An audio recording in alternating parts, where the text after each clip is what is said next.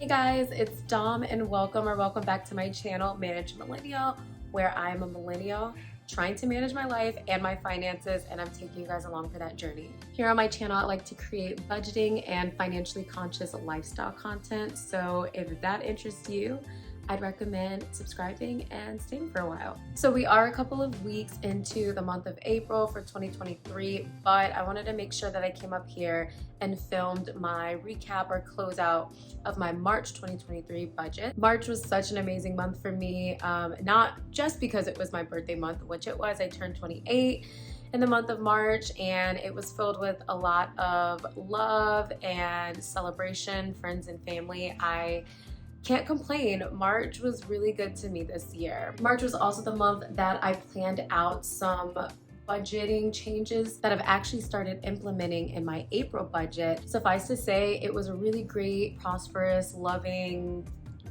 great month. And it looks like April is shaping up to be the same. I did already upload my April budget with me, so if you guys are interested in seeing kind of the categories and the changes and stuff that I'm doing in the month of April, then I would recommend you go and check that video out. But without further ado, let's go ahead and jump into the numbers for March and see how I did.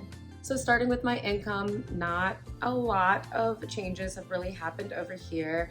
I have my normal 2 paychecks, which hasn't changed. I budgeted $29,165, and that's how much each of my paychecks were. My rollover, I actually did end up rolling over a bit more money than I expected. I budgeted for $2,300, but I actually ended up rolling over a little over $2,600. For my birthday, I had saved up about $200 just to put towards a purchase that I maybe wanted to do for my birthday, so I went ahead and rolled that over into my income as well. My savings for the month of March was pretty spot on. Everything that I budgeted for, I did end up doing.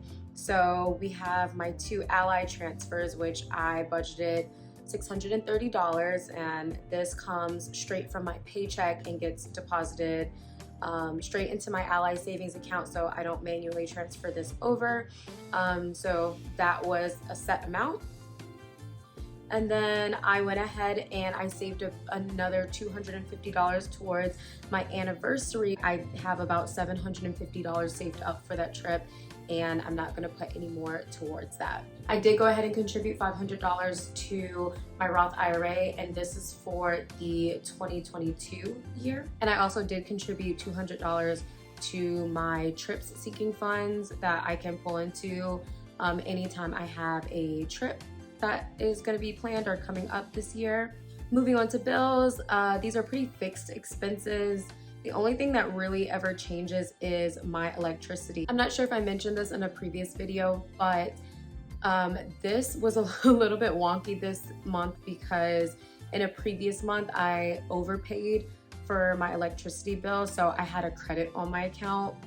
I wasn't sure, I don't know, I just budgeted that maybe I might end up paying $16.30. I don't know where I got that number from, but I thought that might be the most that I have to pay, factoring in the credit that I got from overpaying in a past month. But actually the amount that I was credited for the overpayment took care of the entire bill that month, so it was kind of $0. My phone bill was a little bit less than I expected, just like a little bit less than $2.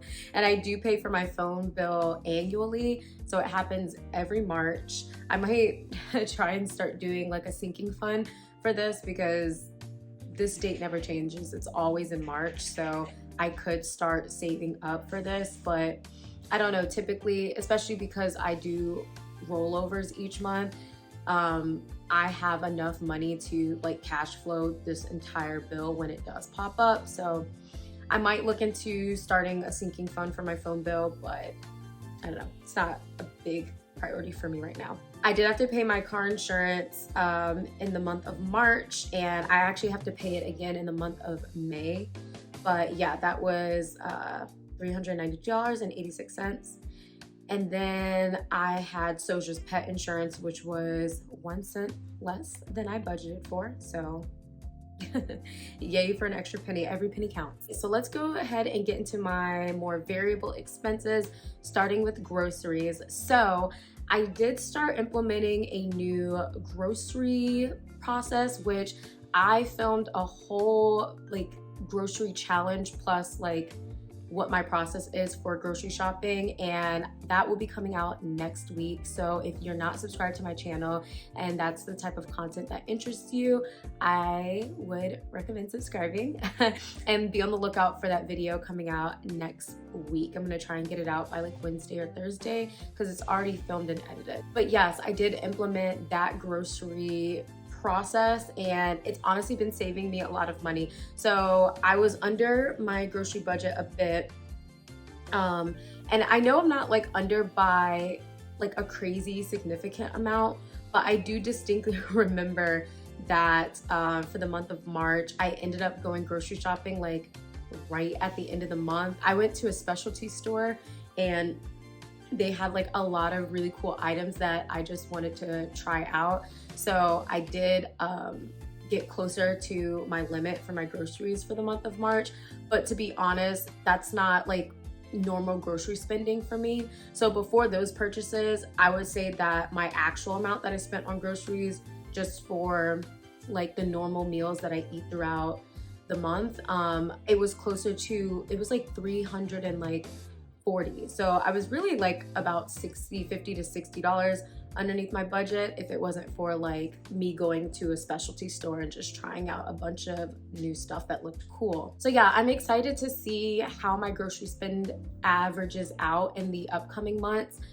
So far in April, with me, you know, following this new grocery planning process, I'm already on track to only spend like about $300. So that is significantly less than I spend on groceries, at least in the prior months. So I'm really excited about that. But yeah, I hope you guys like the grocery planning video and the challenge that I did in that video going out next week. Next, we have eating out. I was a little bit under budget with this, but basically right on budget. Beauty, I came in just a little bit underneath, and you guys, I'm really excited to do my closeout for April because beauty is another category that I've made a lot of changes in. I've mentioned this in, I'm not sure if it was my April budget or if it was my Transfer Tuesday video that I recently published, but I said that I'm gonna stop getting my nails done. And you guys, I can make a video about this, but I have started using press-on nails. So like I have press-on nails on like right now, and you guys, this is about to be a game changer for me. If you guys are interested in like a tutorial of like what brand I use and like the glue and stuff, I've had these on for like almost a week now, and I have a lot of thoughts and opinions on it, but the gist of it is I think this is about to be the move. And these press-on nails cost like $5, and I just think that I'm about to be saving a lot of money going forward. If you guys are interested in more details on like what my process is for like doing these nails and stuff like that, let me know in the comments below. Next, we have Soja, and judging by the amount that I actually spent, he did not go and get groomed in March, which, yeah, now that I'm thinking about it, he didn't go and get groomed in March. He is gonna get groomed in April. I also think that I didn't get him any food for last month. He had enough food.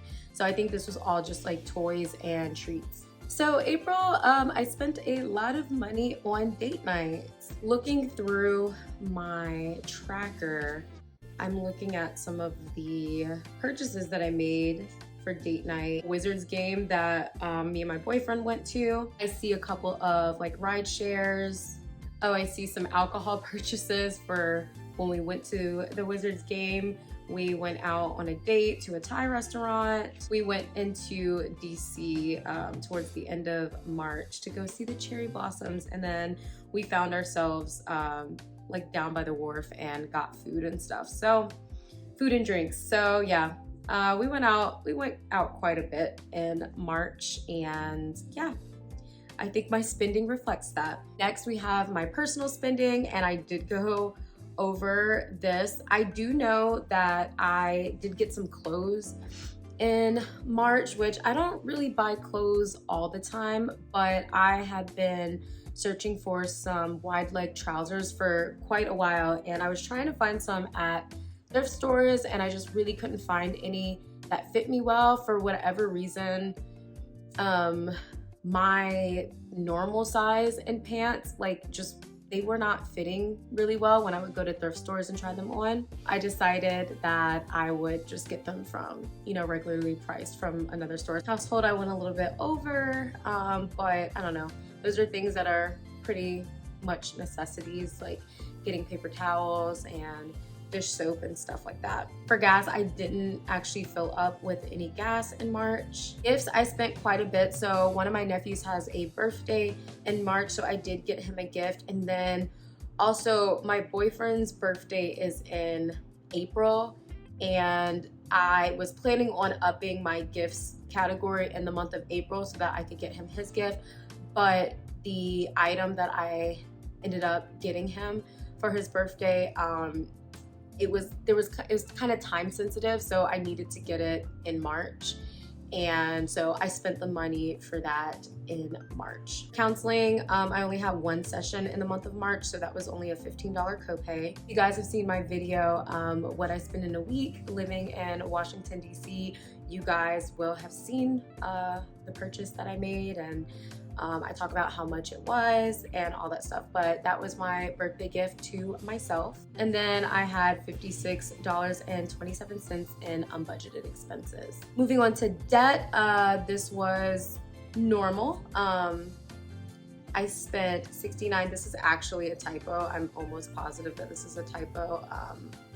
This should just be $69 even for my Mattress Firm minimum payment.